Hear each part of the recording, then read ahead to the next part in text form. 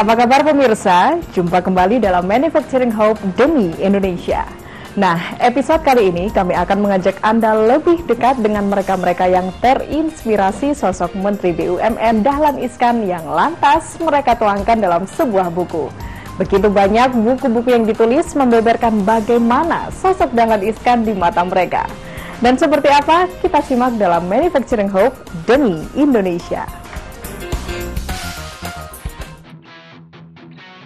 Pemirsa, sosok Dahlan Iskan sepertinya memiliki magnet yang cukup besar. Kisah hidupnya yang penuh perjuangan dan inspiratif menggelitik sejumlah penulis untuk menuliskannya dalam sebuah buku. Hingga kini sudah ada puluhan buku tentang Dahlan Iskan yang sudah diterbitkan. Menariknya, buku-buku itu ditulis oleh orang lain yang terinspirasi semangat kerja keras dan gaya nyeleneh Dahlan. Bahkan bukan hanya tampil sederhana dengan kemeja putih dan sepatu ketsnya, tapi juga menerobos birokrasi yang dianggapnya terlalu berbelit-belit. Sejak menjadi Menteri BUMN, Dahlan Iskan memangkas biaya perjalanan dinas dan rapat-rapat yang tidak perlu. Dengan tujuan efisiensi anggaran, koordinasi dan rapat-rapat kecil biasanya dilakukan dalam sebuah grup BlackBerry Messenger atau BBM. Inilah yang membuat masyarakat jatuh hati pada sosok kepemimpinan Dahlan Iskan. Tidak seperti pejabat lain pada umumnya yang lebih senang di belakang meja, Dahlan Iskan justru lebih senang keliling lapangan memetakan persoalan. Baik sejak di PLN dulu hingga di Kementerian BUMN sekarang. Tapi memang begitulah Dahlan Iskan. Semangat kerja keras yang ditanamkannya sejak membesarkan grup Jawa Pos dulu menjadikan dirinya didorong maju menjadi pemimpin bangsa. Namun Dahlan Iskan bukanlah malaikat. Dahlan hanyalah manusia biasa yang juga memiliki kelemahan. Pesan inilah yang coba disampaikan Ita Siti Nasyah dalam sebuah bukunya Dahlan Juga Manusia, yang sampai saat ini sudah naik cetakan hingga 3 kali. Mantan wartawan Jawa Pos ini menggambarkan sosok Dahlan Iskan apa adanya. Dahlan itu juga manusia, artinya bahwa Pak Dahlan adalah manusia yang punya kelemahan, manusia yang punya jiwa meledak-ledak, manusia yang ya penuh kekurangan lah seorang Dahlan. Meskipun banyak orang yang mengeluh-elukan beliau, banyak yang menilai bahwa beliau adalah sosok hero, beliau adalah sosok pemimpin masa depan, tetapi ada juga banyak juga yang mengkritisi beliau. Dan memang iya, beliau punya kelemahan karena itulah manusia.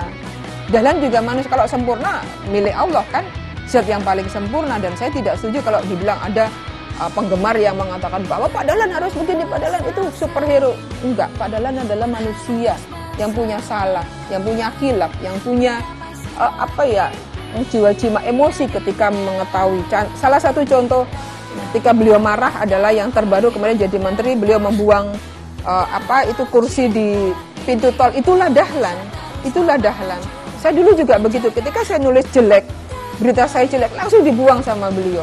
Kenapa dibuang? Saya baru tahu bahwa ini adalah cara Pak Dahlan mendidik kita supaya kamu malu. Kalau sudah malu, kamu nggak akan pernah mengulangi hal yang sama. Orang yang bodoh lah yang mengulangi hal yang sama, kan begitu. Ita mengenal Dahlan Iskan saat dirinya menjadi wartawan magang di Jawa Pos ketika masih kuliah di Stikosa AWS. Berkat keuletan dan kegigihannya, alumnus Madrasah Aliyah Negeri ini pun direkrut menjadi wartawan Jawa Pos. Meski kini sudah berhenti dari Jawa Pos, namun Ketua Ikatan Kader Penyuluh Anti Narkoba Jawa Timur itu bersyukur karena pernah dibimbing langsung Dahlan Iskan. Makanya, Ita tidak kaget dengan tingkah laku Dahlan Iskan karena begitulah Dahlan.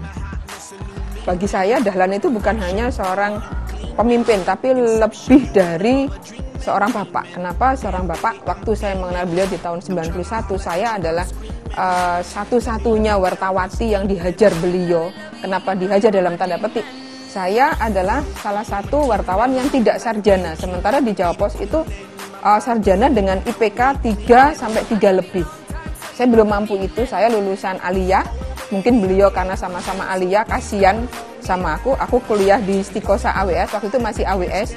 Jadi karena dianggap arek bodoh, mungkin begitu. Karena tidak sarjana kok bisa masuk Jawa Pos, beliau heran. Nah, aku diajar dari situ. Dari situlah aku mengenal beliau dan sosoknya beliau luar biasa. Nah, saat beliau menjadi menteri, beliau dikuyo-kuyo, dalam arti setiap penampilan beliau selalu dikatakan bahwa itu adalah pencitraan. Saya enggak, sebagai mantan muridnya saya protes, saya merasa harus membela, bukan karena beliau bapak saya atau pernah jadi guru saya, tidak, tapi saya ingin menunjukkan kebenaran pada khalayak bahwa ini loh sebetulnya Dahlan yang sebenarnya. Dahlan itu ya edan apa? Gila kerja beliau. Sampai-sampai beliau tidak memikirkan penampilan atau waktu itu ya.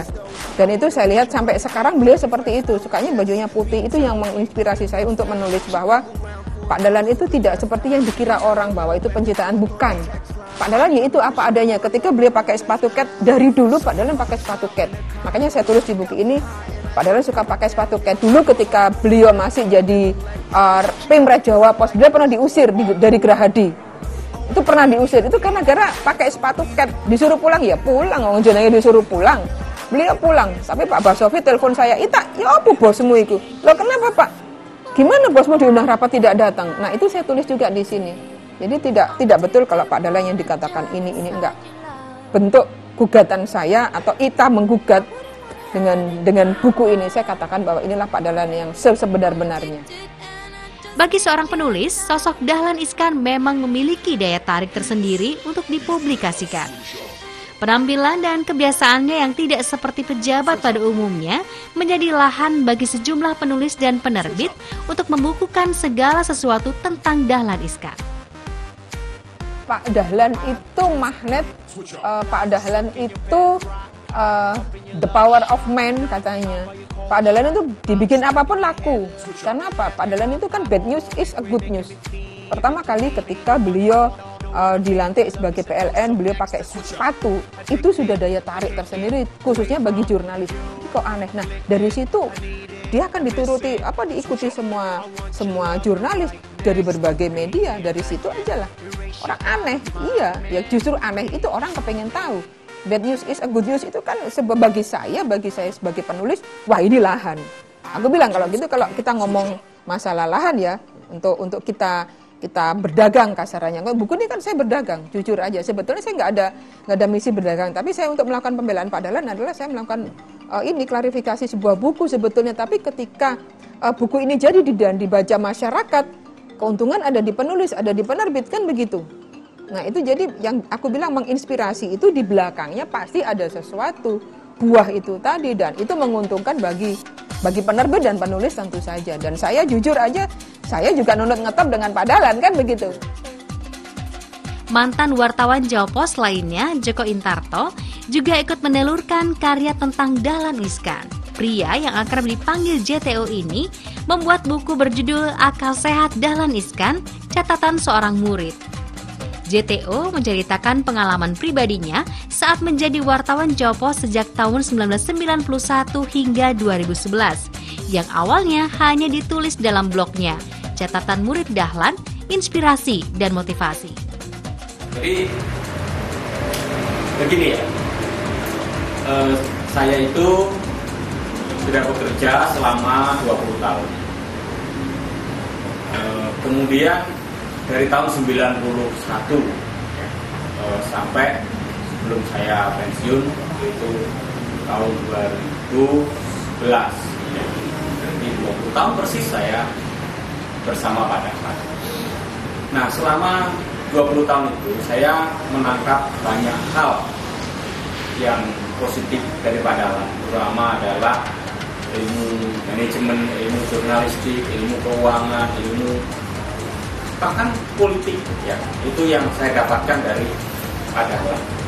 Kemudian ketika Pak Dahlan itu menjadi seorang pejabat publik, dalam hal ini menjadi seorang menteri, orang menganggap bahwa Pak Dahlan ini orang yang aneh, orang yang nyentrik, orang yang mungkin dianggap quote-unquote itu gila.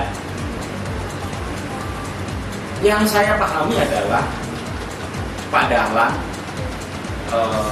baru dikenal oleh masyarakat umum seperti sosoknya yang sekarang. Padahal saya sudah mengenalnya seperti itu sejak 20 tahun yang lalu. Bagi CTO, menulis tentang Dahlan Iskan menjadi menarik karena Menteri BUMN ini baginya adalah sosok yang tidak lazim dan suka menentang arus. Namun di sisi lain memiliki selera humor yang tinggi. JTO mengenal Dahlan sebagai sosok pekerja keras, tidak pernah mengeluh dan kreatif.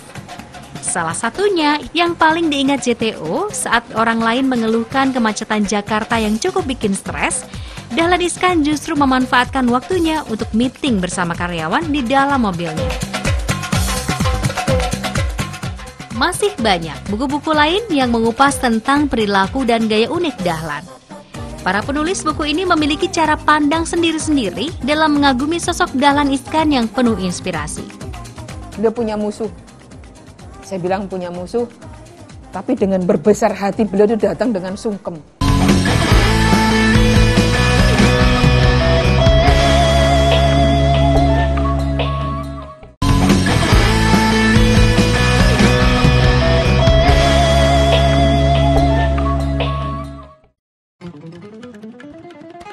Buku-buku tentang Dahlan Iskan cukup laris di pasaran.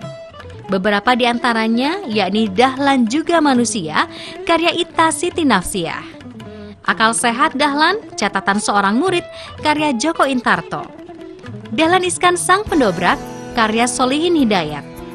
Seandainya Dahlan Iskan jadi presiden, karya Agung Pamujo. Dan masih banyak buku-buku yang lain. Yang paling laris adalah buku karya Krisna Pabicara yang mengangkat kisah masa lalu Dahlan Iskan dalam sebuah novel Sepatu Dahlan dan Surat Dahlan. Para penulis itu mengangkat berbagai macam sudut pandang tentang Dahlan Iskan. Mulai tentang sisi manusia Dahlan yang juga pernah berbuat salah, akal sehat Dahlan dalam memimpin sebuah perusahaan media Jawa Post Group, hingga tentang harapan bangsa yang menginginkan pemimpin masa depan seperti Dahlan Iskan. Mereka juga memiliki cara pandang sendiri-sendiri dalam mengagumi sosok Dahlan Iskan. Pak Dahlan itu guru yang baik.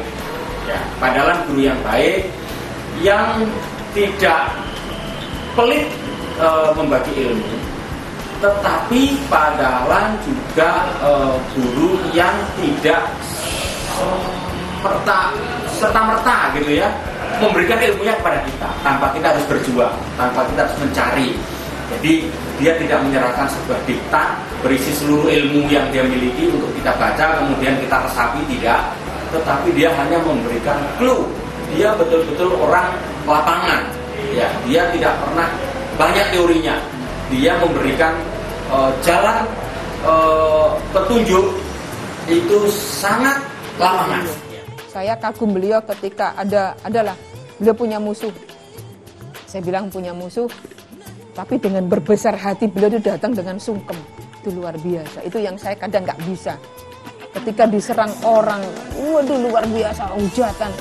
Tapi beliau itu ngomongnya, loh itu kan hal yang biasa. Itu nggak, saya belum bisa terima yang seperti itu.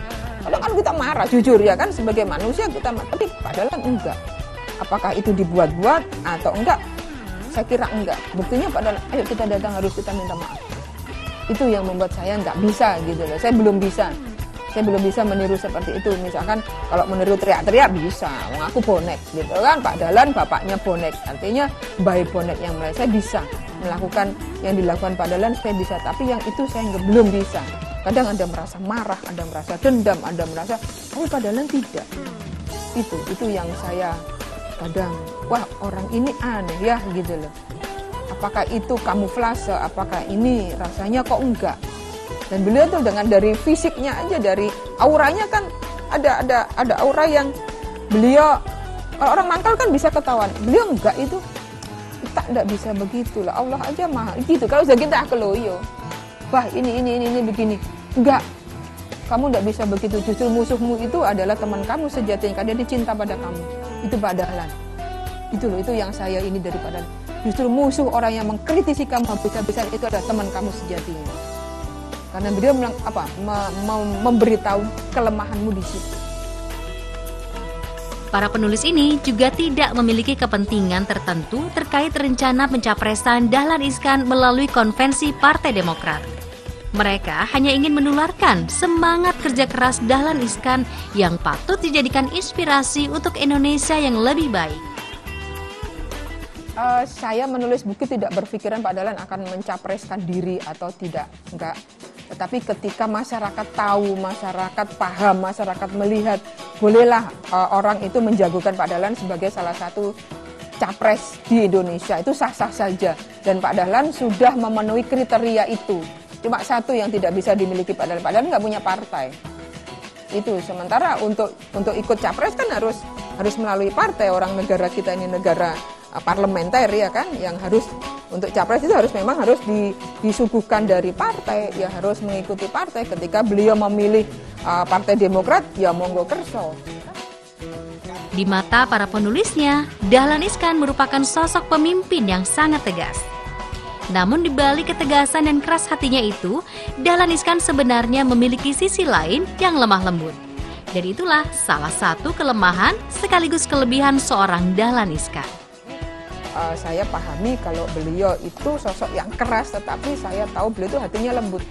Artinya nangisan Pak Dahlan melihat sesuatu yang di matanya itu tidak berdaya, baik sisi ekonomi, sisi pendidikan, banyak lah itu yang saya ketahui, dan itu disembunyikan oleh Pak Dahlan sebetulnya. Kelebihan itu adalah, saya bilang itu kelemahan sekaligus kelebihan beliau. Sawangannya aja, wah Pak Dahlan dua, tapi jujurnya hatinya lemah beliau itu. Kalau ngeliat apa itu mudah tersentuh, mudah menangis sebetulnya. Gaisoan, orang Jawa bilang gaisoan. Itu sosok Dahlan yang saya tangkap dari ketika saya jadi murid beliau tahun 91 sampai tahun 2002 saya hengkang. Tidak jarang pula kebersamaan yang pernah dialami meninggalkan kesan yang tidak pernah terlupakan. Bahkan ada kalanya kejadian-kejadian unik terjadi yang membuat makin mengenal bagaimana sosok Dahlan Iskan yang sesungguhnya. Saya punya banyak cerita lucu terkait dengan misalnya jalan raya, ya. Antara yang saya ingat ada dua, ya, yang saya ceritakan di dalam buku saya. Pertama adalah ketika saya harus menjemput beliau untuk bertemu dengan Mbak Tutut di restoran Swantai di daerah Senayan, ya. Nah saat itu Pak Dahlan yang pegang setir dan saya yang menjadi penumpangnya. Maka begitu sampai di Swantai, Pak Dahlan disuruh memarkir mobil itu dan saya dipersilakan oleh ajudan-ajudan Mbak Tutut dibukain pintu untuk bertemu dengan Mbak Tutut karena saya dikira Pak Dahlan. Gaya kepemimpinan Dahlan Iskan yang unik serta semangat kerja kerasnya kini banyak dikagumi orang. Terlebih setelah bangsa ini mengalami krisis kepemimpinan dengan banyaknya kasus-kasus korupsi yang melibatkan pejabat negara dan politikus. Tidak heran jika buku-buku inspirasi tentang Dahlan Iskan banyak diburu para pembaca.